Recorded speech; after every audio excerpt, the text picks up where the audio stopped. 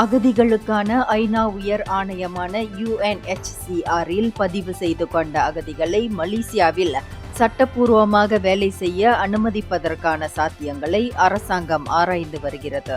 1951 ஐநா அகதிகள் பிரகடனத்தில் மலேசியா கையொப்பமிடவில்லை என்றாலும் அகதிகள், குறிப்பாக மியான்மர், ரோஹிங்யா மற்றும் பிற நாடுகளிலிருந்து வரும் அகதிகள் மீது மலேசியா எப்போதுமே மனிதாபிமான அணுகுமுறையையே கொண்டுள்ளதாக கூட்டரசு பிரதேச அமைச்சர் டாக்டர் சலேஹா முஸ்தபா கூறினார்.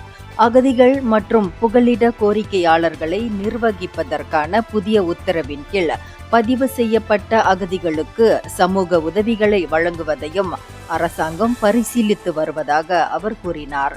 பல்வேறு துறைகளில் தொழிலாளர்கள் பற்றாக்குறையை நிவர்த்தி செய்வதற்கான அரசாங்கத்தின் திட்டங்கள் குறித்து மக்களவையில் செப்புத்தே நாடாளுமன்ற உறுப்பினர் திரேசாகோப் எழுப்பிய கேள்விக்கு அமைச்சர் டாக்டர் சலேஹா எழுத்துப்பூர்வமாக வழங்கிய பதிலில் அவ்வாறு கூறினார். இந்தியர்களின் இதய குரல் மக்களோசை.